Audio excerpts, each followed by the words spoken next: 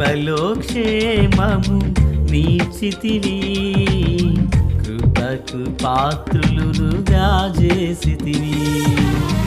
కృపలో క్షేమము నీచితివి, కృపకు పాత్రులుగా చేసితివి. కృపను గూర్చి పాడెదనేను, కృపను గూర్చి పొగడెద నిన్ను. కృపను గూర్చి పాడెదనేను, కృపను గూర్చి పొగడెద నిన్ను.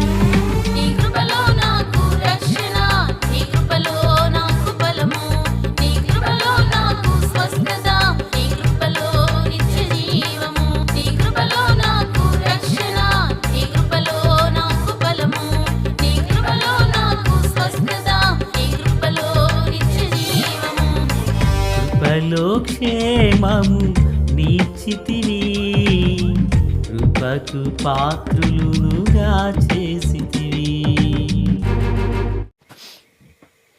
ప్రభు అయినటువంటి యేసుక్రీస్తు వారి పరిశుద్ధమైన నామంలో తండ్రి అయిన దేవాది దేవునికి నిత్యము స్తుతియు స్తోత్రములు, మహిమయు ఘనతయు ప్రభావములు యుగయుగములు ప్రభునకే చెల్లునుగాక.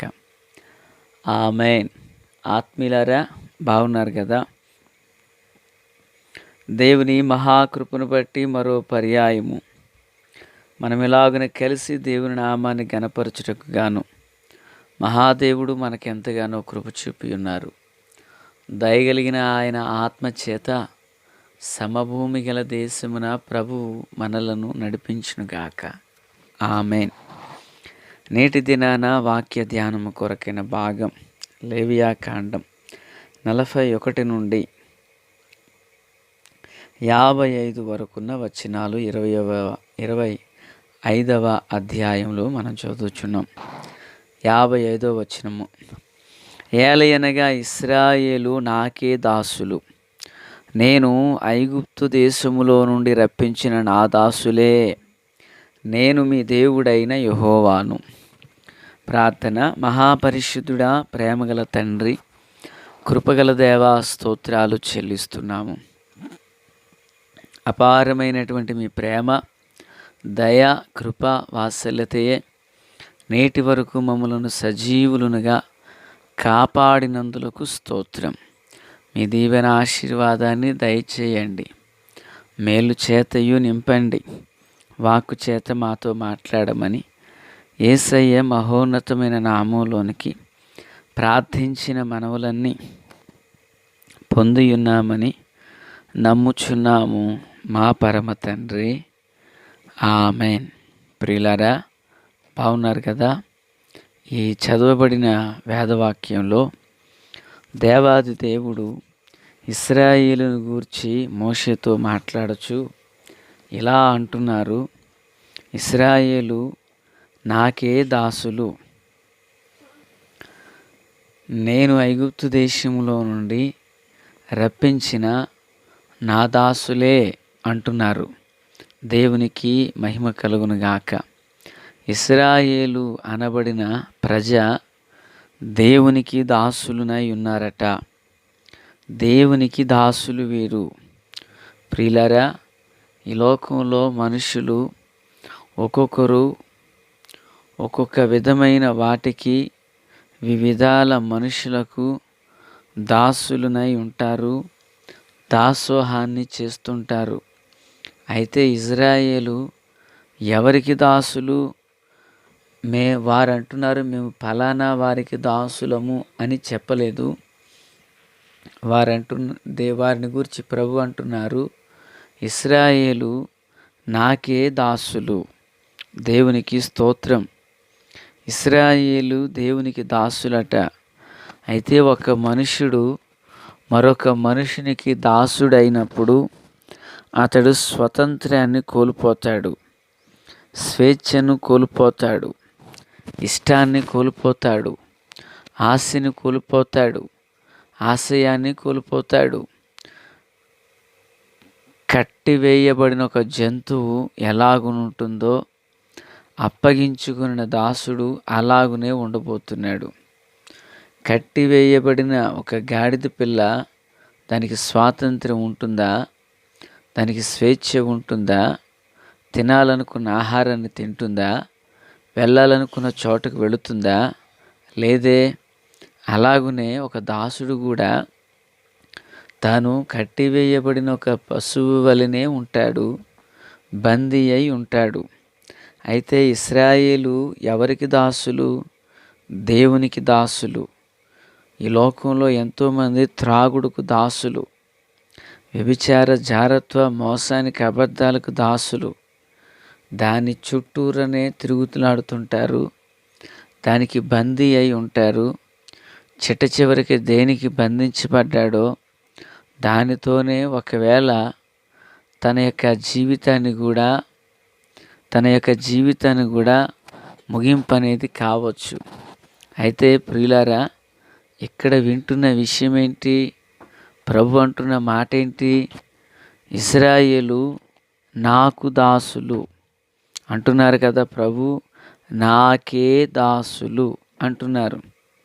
అంటే సాధారణంగా దాసుడు ఏం పొందబోతున్నాడు? స్వేచ్ఛ అనేది ఉండదు. యజమానుడు ఇచ్చిన దాని మీదనే ఆధారపడి ఉంటాడు. అయితే పిల్లరా, ఇప్పుడు ఇశ్రాయేలు యొక్క యజమాని ఎవరు? పరిశుద్ధుడైన దేవుడు. హల్లెలూయా. పవిత్రుడైన దేవుడు, పాపము లేనివాడు, పాపం చేయనివాడు, పాపాన్ని వ్యతిరేకించినవాడు ప్రభు. స్తోత్రం. అయితే దాసుని యొక్క జీవితం ఎలా ఉంటుంది అనేది ఆదికాండం నుండి అనేక సందర్భాలలో దాసుని యొక్క జీవితం వివరించబడుతూ వచ్చింది. భక్త పౌలు మధ్యాకాశానికి వెళ్ళినవాడు,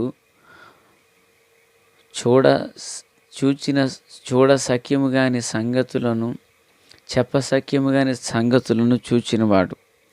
ఆయన ధర్మశాస్త్రపు యొక్క ముడిని విప్పినట్లుగా ధర్మశాస్త్రపు యొక్క మర్మములను నాకు, నీకు, మనకు అర్థం కాని విషయాలు ఎన్నో విపులంగా వివరంగా రాసిన మహాపరిశుద్ధుడు భక్త పౌలు.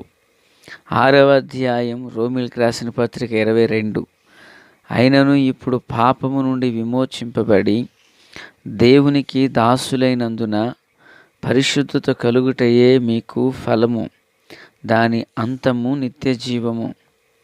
ఒక మనుషుడు దాసుడై ఉన్నప్పుడు ఆ దాసత్వములోనే తాను మగ్గిపోయి ఆ దాసత్వం అందే తన జీవితాన్ని ముగించవలసి వస్తుందేమో కదా.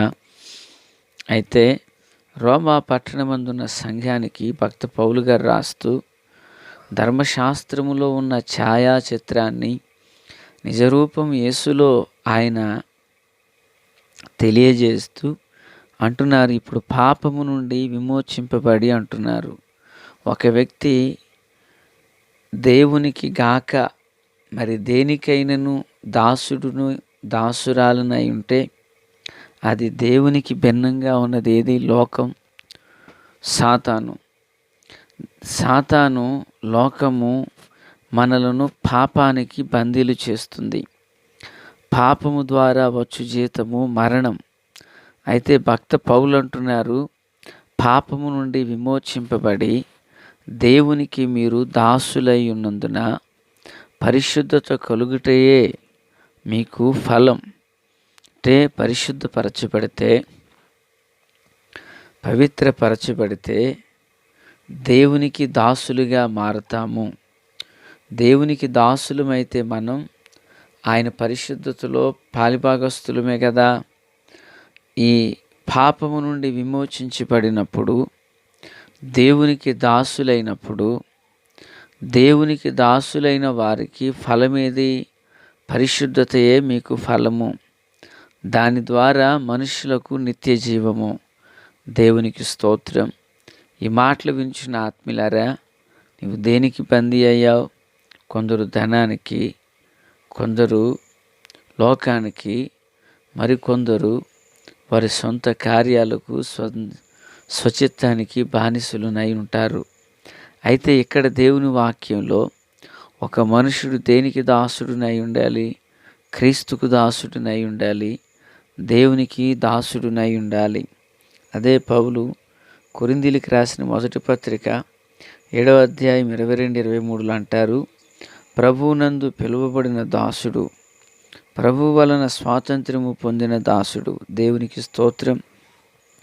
ప్రభువు వలన పిలువబడి ప్రభువు ద్వారా స్వాతంత్ర్యాన్ని పొందినవాడు ఈ దాసుడు. ఆ ప్రకారమే స్వతంత్రులై ఉండి పిలువబడిన వాడు క్రీస్తు దాసుడు. మీరు విలువ పెట్టి కొనబడిన వారు అంటున్నారు. దేవునికి స్తోత్రం. అయితే ఒక వ్యక్తి లోకము నుండి విడిపించబడి యేసు రక్తము చేత కొనబడినవాడు, కడుగబడినవాడు, పరిశుద్ధపరచబడిన వాడే దేవునికి దాసుడునై ఉండబోతున్నారు. దేవునికి మహిమ కలుగును గాక. ప్రియులారా, దేవుని పిల్లలమైన మనము లోకానికి దాసోహం గాక దాసులమునై ఉండక, మనము ధర్మశాస్త్రపు కాడి నుండి విమోచించబడి కృపకు పాత్రులమవుతిమి గనక మనము దేవునికే దాసులము. దేవుడు పరిశుద్ధుడు కనుక మనము పొందబోయే ఫలం పరిశుద్ధత, దాని ద్వారా మనకు నిత్య జీవము. దేవునికి మహిమ కలుగును గాక. ఏ మనుషుడైనా పొందవలసినది నిజ జీవితంలో నిత్య జీవమే కదా. ఆ నిజ జీవితమందు నిత్య జీవము మన ప్రభువైన యేసుక్రీస్తునందు దేవునిలో సంక్షిప్తమునై ఉన్నది. కనుక లోకములో ఉన్న ఆచారాలకు, సాంప్రదాయాలకు, అప్పగించబడిన వ్యాపారానికో, ఉద్యోగానికో, చేతి పనికో, కుటుంబానికో, భార్యకో, లేక భర్తకో, ధనానికో, లోకాశలకో బానిసలు గాక దేవునికే దాసులమై దేవుని కృపను పొందుకొందుము గాక. తండ్రి దేవా స్తోత్రం. వాక్యమందరి హృదయాల్లో ఫలభరితం చేసి మేలుతో నింపి నడిపించండి. దైవ కృప తోడై ఉండునుగాక. యేసునామమున ఆమేన్. Praise the lord.